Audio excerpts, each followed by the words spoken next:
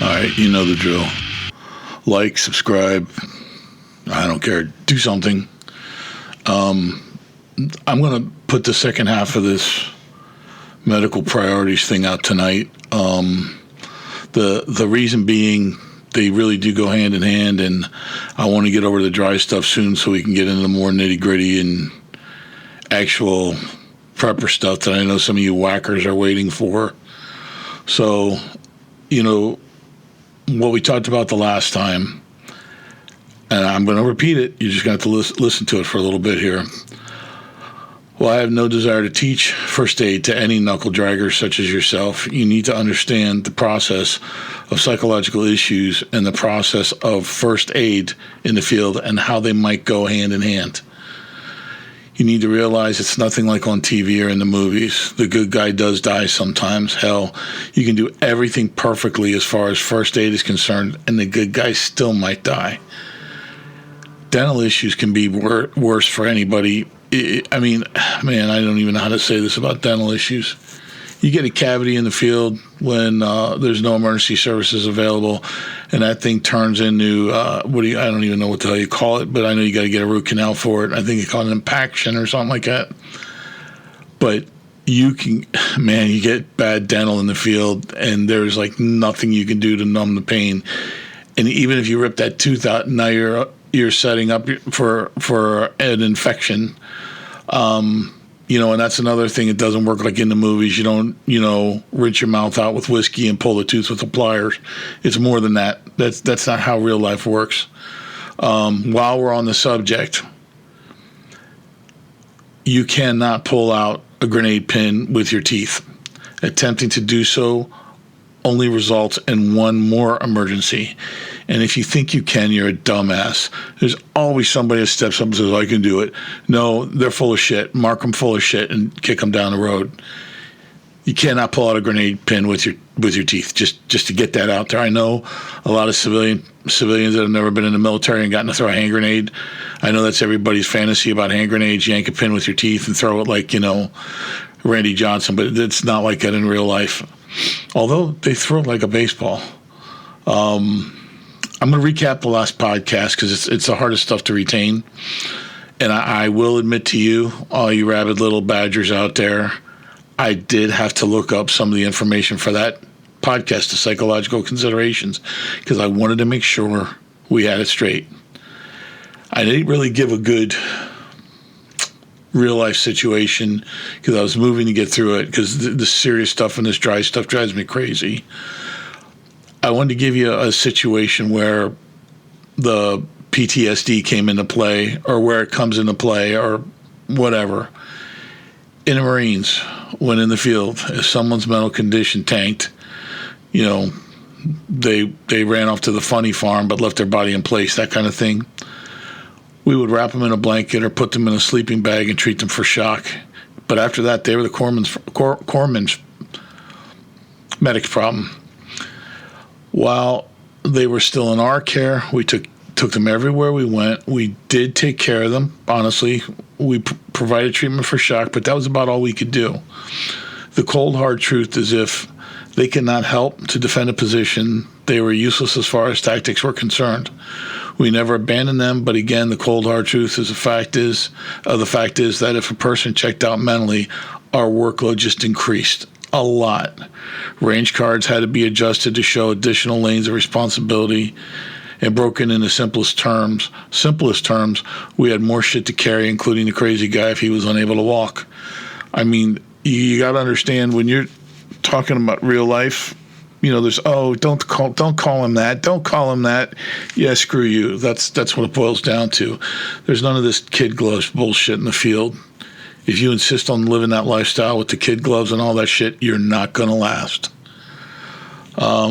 I will tell you, since I've received my EMT certification years ago, I know much more the truth about PTSD and how sophisticated the whole thing is. There really was no PTSD when I was in the Marines. If you got ass bent or went for a little mental vacation, you were literally knocked back into line, and it worked for the most part. The Marines don't play that shit. They were not going to, freaking, oh, God, he has PTSD. We got to get him to the rear. No, you're staying with us. Now, in liberal America, when we have a mental vacation candidate in front of us, we have to avoid trigger words, perhaps spray lavender air freshener around them, and sing songs about puppies and unicorns. For the record, that shit doesn't work, or we would not have so many suffering from PTSD. PTSD is a real thing, and it is the curse of war. I don't know any other way to put it. It's the curse of war, and it doesn't just affect that person. It affects their unit. It affects everything. I would go as far as to it affects their family when they get home. You got screaming Randy in the corner every time something goes bang too loud because he's going, his mind is going somewhere that you don't want it to go. This is PTSD, and it needs to be realized that it's a real thing. I pray to God that servicemen suffering from PTSD eventually get all the help they need, because they're not getting it. The suicide rate is very high again right now, and it's because people just don't care if it doesn't affect them. All right, back to first aid for the injured. In times of crisis, whether caused by natural disasters, pandemics, COVID, war, or large-scale infrastructure failure, the normal functioning of healthcare systems is often disrupted or entirely unavailable. Think about it. A volcano just erupted down the street. I'm pretty sure if the hospital's on the same street, they're going to close the hospital. So what I'm getting at is, when shit starts going south, when the horns are blowing, the air raid horns are blowing or whatever, or the power goes down, and you're going on day 12 and no power, don't be thinking you're going to be packing up and going to the hospital. It's either going to be so overrun you're not going to get in, or healthcare workers just said, screw it, I want to go home to be with my family. This is taking too long. I'm not staying here. Hospitals may damn well be overwhelmed, emergency services delayed or inaccessible, and medical supplies are going to be scarce. Under such conditions, individuals, communities, and improvised response teams must shift from conventional healthcare models to crisis-based medical prioritization. We're going to go over that. This is where it starts to get ugly. This podcast is going to explore principles, strategies, and ethical considerations involved in managing medical priorities when emergency service may not be available. Now, like I said, so hold on a second, coffee time. Oh, it's an incredible cup of coffee. See, I can do it without swearing. Let's go over crisis conditions. The crisis can take place in many forms, like we said: earthquakes, hurricanes, and widespread disease, outbreaks, or social collapse. Regardless of the cause, the defining characteristics is a breakdown of normal support systems in society. Emergency medical services, EMS, which people rely on for rapid response and transportation, may be delayed or non-existent. Roads might be blocked. And like I said, let's be honest.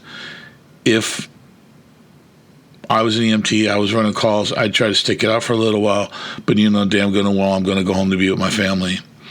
I'm going to give you an example of this. Now, this wasn't a natural catastrophe, but this is the most recent thing I can think of to make an example out of. The Democrats that allowed for the partial government shutdown again.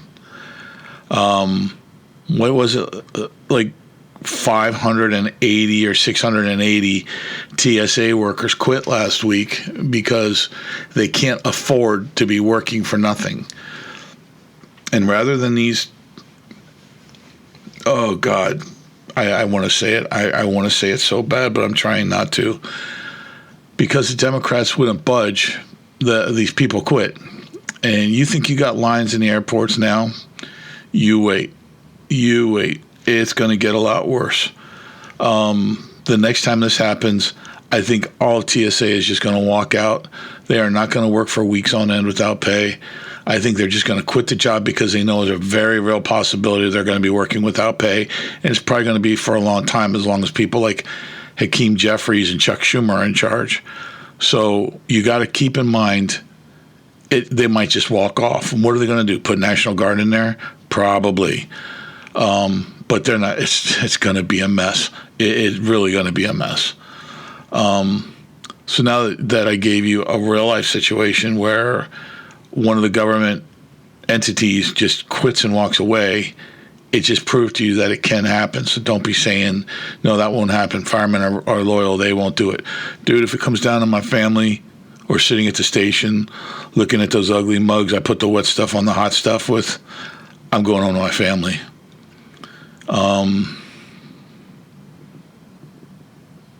I guess what it would be is this reality of abandoning their jobs and stuff requires a fundamental shift in how medical care is approached to you and your loved ones in your mag.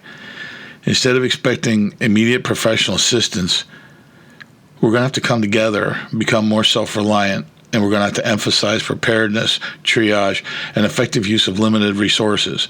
This is what I talked about, about you lunkheads picking up a couple of books and learning this stuff, learning medical procedures, learning how to splint a wound, learning how to, clean out a wound that's up for infection. What are you going to do? No EMS is running, and I'm going to go out on a limb and guess that a lot of people don't know what a compound fracture is. Compound fracture is going to be where the bones are poking out of the skin and blood squirting all over the place. If that person's been sitting like that for probably more than an hour or two, they're already going to get, I'm telling you, infection is on the way. There's nothing you're going to do about it. Are you going to Are you going to reset that bone? Are you going to just bandage it up? What are you going to do? Like in the movies, give them a piece of rawhide to chew on while you work on it? I mean, you had no idea how complex and draining emergency medical care can be. You're probably going to have to move this person with the compound fracture, which you're going to hear new levels of screaming you never even thought existed out of a human being's mouth. You're probably going to be included in that barrage of pain, that pain anthem. So you really need to learn a little bit about first aid, not just, I'll just pull the instructions out of the first aid kit. No, that doesn't work. When your best friend's sitting there bleeding a cord out every 2 or 3 minutes, you don't have time to read. You need to know what to do. You need to react. Hesitation, how did they say it that one time? I think it's something like, in emergency medicine, hesitation means no visitation. They're going to be dead. Something like that. You get the idea.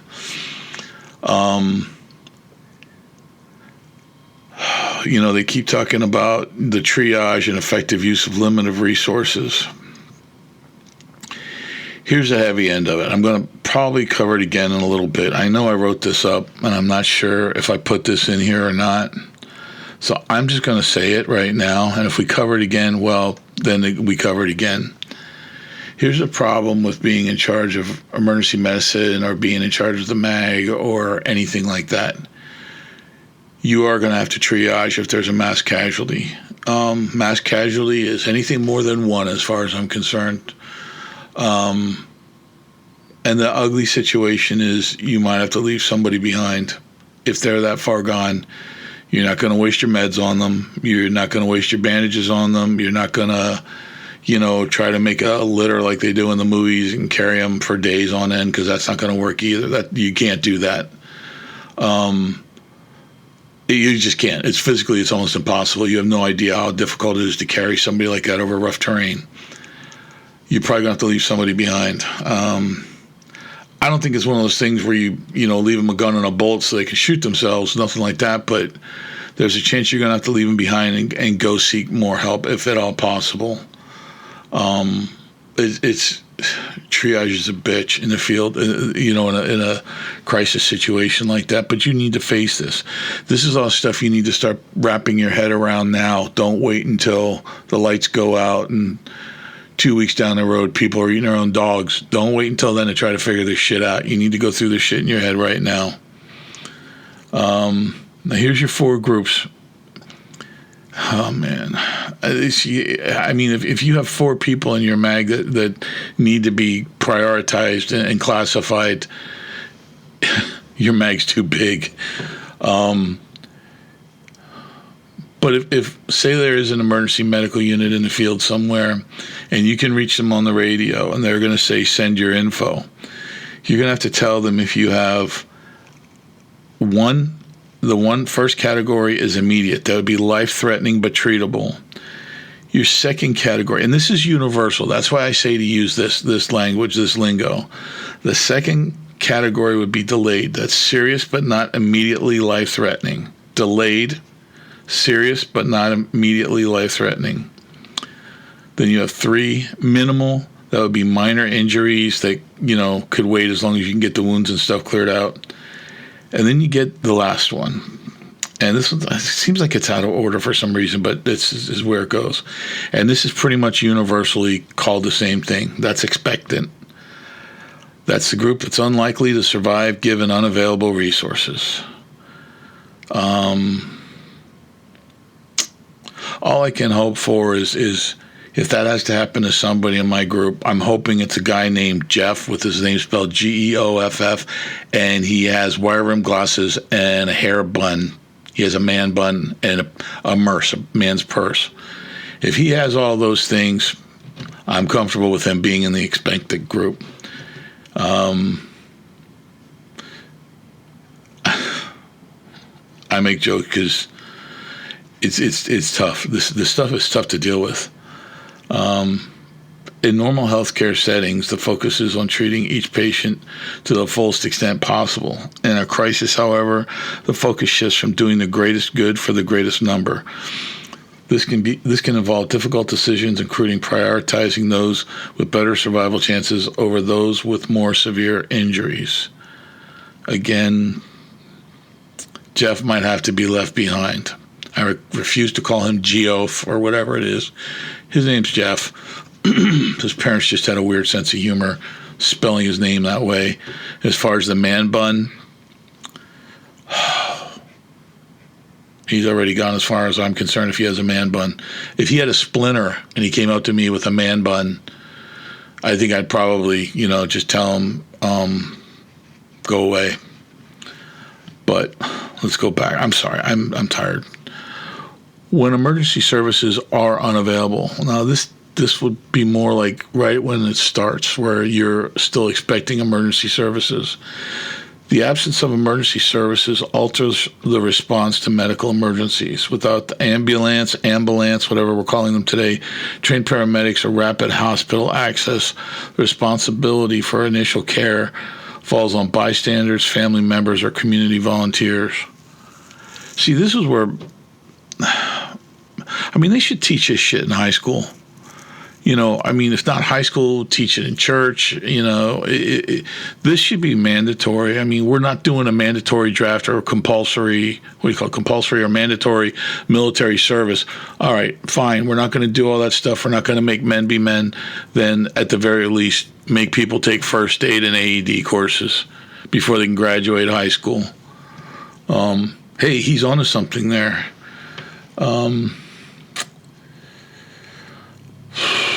Okay, the immediate life-saving actions. They get everything I looked at. They make this so freaking complicated. I'm going to give this to you. I gave it to you the other day. I'm going to give it to you again.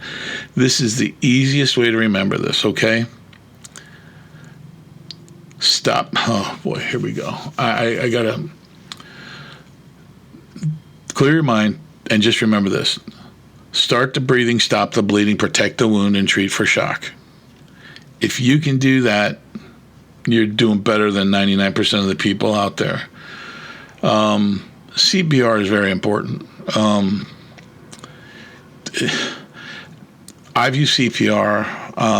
Years ago, I was working with the crash unit in a high school, an anti-gang unit, and one of the teachers, she just went down hard on the floor. She just went down. And of course the kids are standing out in the hall screaming for help. So we go running up and she's already getting blue, or purple, I should say. She's already purpling up. She went down in so much pain that her jaw was locked. She couldn't, she was like done. And the officer I was working with, he asked me because he knew I had just finished EMT school. He's like, what are the chances? And I said, we got to work. We got to try. So we had to do a vigorous jaw massage, which basically means pushing one of your keys into her cheek until, she opens her mouth, moving it around, find that nerve. You have to, you had to get that mouth open. Once the mouth was open, much to my dismay, I didn't have a CPR shield at the time. This was way back, Fred Flintstone times. Much to my dismay, it turns out she was a smoker. That was disgusting. It was like breathing on an ashtray. But I will tell you, I got her head positioned properly. I had good breaths going in. And by the fourth rotation through breathing and compressions, she started to pink up. And by the sixth, she was coughing, throwing up. Then I started throwing up. Everybody started throwing up. It was a party. It was like, it was awesome. But the truth of the matter is, I brought her back from purple. This is why you need to know CPR. CPR is extremely important. Now, we didn't have the AED. We didn't have anything else. We had our hands, our lips, and a desire to not watch somebody die in front of a group full of students. It works. You need to know CPR. And if it doesn't sound that well, as a teacher, you probably didn't really know her that well. No, I honest to God didn't know her. But what if that would have been somebody I knew? What if that would have been a family member? You need to know CPR. Leave it at that.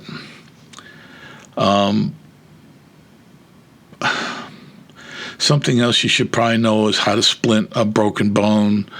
They make these things called SAM splints. And again, I'm not going to teach you knuckle draggers how to do first aid, but you need to know the equipment so you can train on it. It's called a SAM splint, and it can be molded around the arm and then wrapped with an ACE bandage so that you're immobilizing the wound.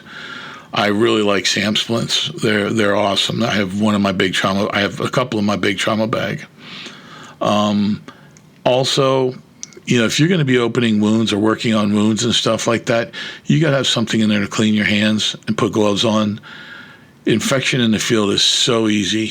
You got to do everything you can to avoid it. It's probably still going to happen, but you have to try your best to avoid it. You should have plenty of pairs of gloves in your bag. You should have gel hand sanitizer or rubbing alcohol, or, I hate to talk about abusing resources, but vodka works very well also. I would not say Jack Daniels because I need my Jack Daniels for my medical purposes alone, but yeah, vodka actually works really well for sanitizing wounds and for cuts and stuff like that. Transportation challenges of the wounded. The easiest way to transport the wounded is if you saw them go down and they didn't have a C-spine injury or something like that, and you didn't have to hold traction on them. Unconscious people are the easiest to transport, hands down, no questions asked. Unconscious people make the best patients. However, if you got, let's use Jeff again. Jeff has a compound fracture because he went to the No Kings protest and he tried to jump over a fence and he busted his leg in two places and the bone's sticking out of the skin. While we are tempted to leave him lay there screaming, we have a humanitarian obligation to take care of Jeff. So how do you transport somebody with a compound fracture where the bones are sticking out of the skin and he's screaming and, everybody else around him screaming and his blue-haired girlfriend screaming at you because you're not doing anything. And you're tempted to walk away, but you don't. You're going to take care of this pre-communist. You're going to take care of this pre-communist. You have to do the best you can to immobilize the wound. You're not going to push the bones back in. You're not going to, don't even think about it. And be careful, actually, because a broken bone, if it's a spiral break, it can be very, very sharp, pointy, blah, blah, blah. Just be very careful. You're really going to need to be on the ball when you set this thing up. And the toughest guy in the world is going to be screaming like a little bitch if he has a compound fracture. The best thing that can happen is he passes out when he sees it, or she. Actually, women usually tend to handle severe injuries better than men, as a rule of thumb. But that being said, you got to shit and get with this person. They're losing blood. They're in shock. Even if they don't present signs of shock, I guarantee you, they're in hypovolemic shock. They're in, some kind of shock. So you got to move them. Get them where they need to be. If you have some kind of a first aid station set up, or you know of one, or something like that, but we're not going to leave Jeff out there in the cold to, die with a compound fracture. Plus, Blue Hair will never let you live it down. So, your resource allocation, scarcity is going to become more prevalent as time goes on. You're going to go from, hey, look at this, we got a whole drawer full of bandages, to where the hell are we going to get a bandage from? And it's going to happen fast.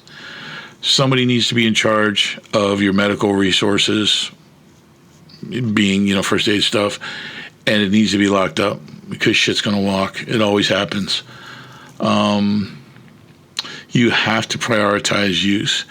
You are not going to use critical medical supplies on someone that's about to meet their maker, okay? You can't do it in a time of crisis. It sounds cold, it sounds horrible, but you're not going to do it. You're not going to waste those resources, and I'm sorry, but that's what it is. It's going to be a waste. You're going to feel better about it, but then the person that needs it, that could have survived, might not be able to get that help because you basically wrapped a cadaver.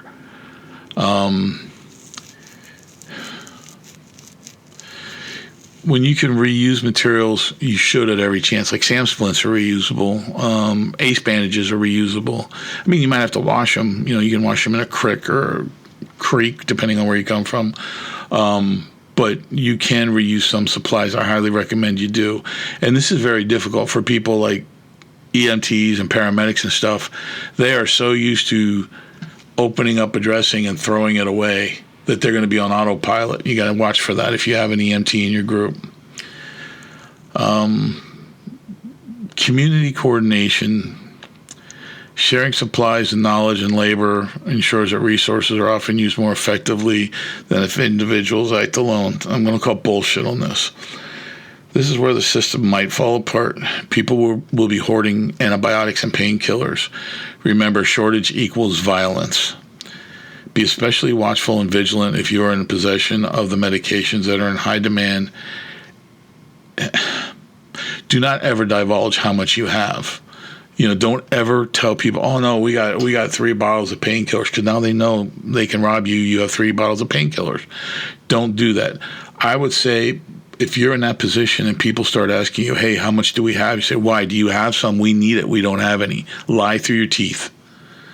But don't give someone a reason to break into something or worse, okay? The quick fix in the field, and I'll give you another example of this. A quick fix in the field is keep pumping. Like if you got a guy laying there and he's in so much pain, whether bullet wound, scorpion bite, he got hit in the head by a low-flying UFO, whatever. If he's laying there on the ground screaming, the conventional thing to do is just keep pushing pain pills into him until he stops screaming. Bad thing to do. This could result in 2 serious outcomes: addiction or death. Narcan is going to be really scarce. You got to be real careful with how you administer pain medication. Okay, my personal situation. I was in the hospital for this back condition that I have. Before they were even talking about doing the surgery that they did, but the pain was just so bad, and because it was in the third and fourth lumbar region area, it actually caused the pain in my leg was worse than the pain in my back. It was a combination of red hot poker, 50 caliber Barrett round going through my leg, and Chucky stabbing me in the kneecap. And it was getting worse by the minute until I started screaming at the nurse, just take the leg, take the leg. That's how bad it was. She panicked, and long story short, she overdosed me. I died on the table. They Narcaned me. I started coming out of it, and they didn't take enough preventative measures. They started me on something else for some reason, and I died on the table again. They Narcaned me, and that was when they laid off the meds. I didn't see a bright white light. I didn't see anything. I don't remember any of it. I know what I was told. This has been a long road to recovery. That's why I'm doing these podcasts, for something to do. So One of the things is I want to feel useful, and I think this is something that is very useful for some people. So what I'm getting at is, if you do not know how to administer medications, look on the bottle and see if it's on the bottle. If you open up a jar of pills and you got 6 different kinds of pills in there, and you don't know what the hell's what, and you don't have that book that tells you, the little thick book that tells you what all the medications are, don't start throwing pills in somebody's mouth until they shut up. Don't give them the meds. If you're not standing by with Narcan and fully briefed on CPR and know what to do and blah, blah, blah, you're probably going to kill them rather than help them. So just don't do it. I would even hesitate, like if a nurse would come in and say, oh, I know what they are, and she dumps them out and starts going through them. No, if you don't have the book and you can't prove it, it's not going to happen.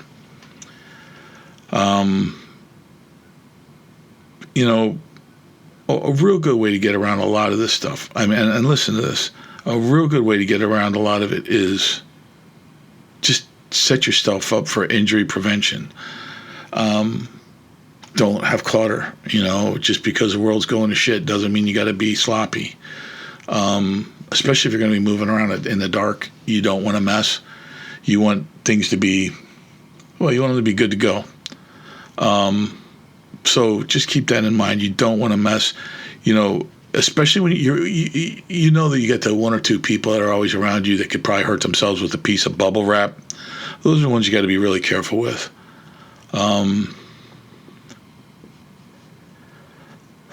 Ethical challenges. Oh boy, this is another one. I really didn't fill out everything that I wanted to do. I just wrote down bullet points, and we're shooting from the hip here. Some of it I put some stuff down, but not a lot.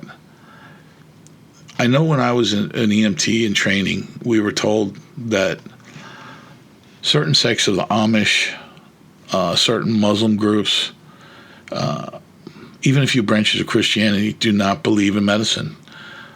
They believe in prayer and, I guess smiles. I don't know. I don't know what the hell you can do if you don't believe in medicine for some things. I don't know how you would treat certain things. So while we're on the subject and we're talking about the Christians right now that don't believe in medicine, someone please tell me how dancing with snakes can help with a splinter in your eye. Go ahead. I need to know how dancing with snakes is going to help you with something protruding out of your eyeball. You see, that's what I mean. Some things are just too ridiculous to even consider. If they say no, you can't give medicine, what else can you do? You can show them the door. That's about it.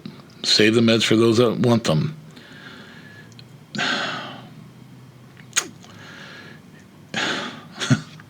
I hate those snakes. I hate snakes. Duty of care. Let's go over duty of care. I believe, here, let's go with this. Individuals providing care may face personal risk. Balancing self-preservation with the desire to help others is a complex ethical issue. This does not mean give CPR chest compressions with your foot. However, each person is responsible for their own PPE and protection. You might have to decline a first aid. You might have to decline certain aspects of first aid if PPE is not available. You don't make one sick to heal one. That's in the movies. That's not in real life.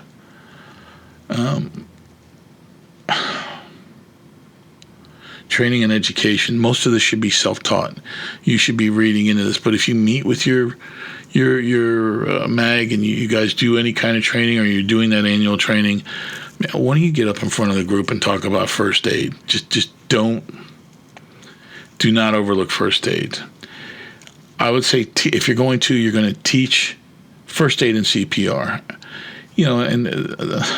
I'm not talking about advanced shit. I'm just talking about basic first aid. Here's how you splint a broken arm. Here's how you use a tourniquet. Here's how you do this. Here's how you do that. I would not lean too far into AED training for 2 reasons. One, they take batteries, and what are you going to do after the batteries die? They're useless. The other reason is The damn thing is going to tell you what to do. You cannot make a mistake with it. That AED will tell you everything you need to know. It will tell you where to put the apex patch and where to put the zenith patch. It's going to tell you to stand clear. It's going to tell you to begin chest compressions. I think it'll even call in an order to Starbucks and give point spreads during the NBA Finals. I don't see a problem with AEDs. It's just, I know analog. I'm not a big fan of digital. I'm from the time before. I know it works, but if you're intimidated by an AED, I honestly think my cat could probably use an AED. They're so well thought out. Let's see here. Your emergency supplies. That's the one I wanted to go over. I'm so glad I saw that.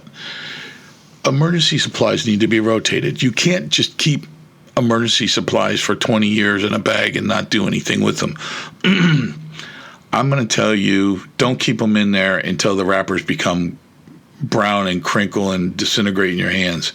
You should be rotating them out pretty much the same time you rotate water out. Now, when the world goes to shit and aliens are zapping the White House, you're going to have to hold on to your shit because you're not going to get more. But until then, you need to stay on top of first aid supplies. You can cause more of a problem than what you're already treating by using dirty first aid equipment.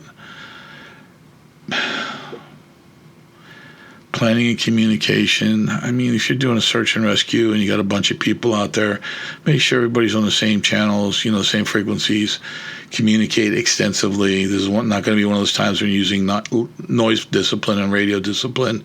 You need to communicate extensively, because if you're all walking over the same area over and over and over again, you're wasting time, and you're just wasting time. Don't do that. You want to talk to people. The role of leadership. Man, you're going to catch hell no matter what you do. Just how much hell are you going to catch? That's what you're trying to mitigate. You need to give clear instructions. You need to make some difficult decisions sometimes. You might be the one saying, nope, they can't have it. They're not going to make it. Give it to the other person. That's going to fall on you if you're in charge. First aid is not like, Scrubs on TV, the show Scrubs, or these TV shows. You couldn't get farther from the truth.